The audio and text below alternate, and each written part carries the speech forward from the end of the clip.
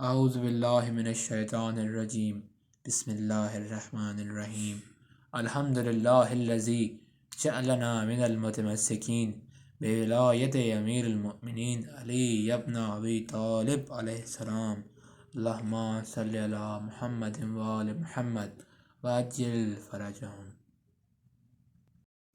السلام علیکم یا علی علیہ السلام مدد۔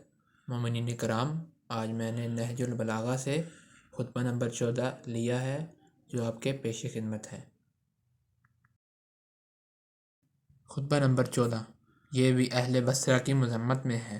تمہاری زمین سمندر کے پانی سے قریب اور آسمان سے دور ہے، تمہاری عقلیں سبک اور دانائیاں خام ہیں، تم ہر تیر انداز کا نشانہ، ہر کھانے والے کا لقمہ اور ہر شکاری کی صحت افغینیوں کا شکار ہو۔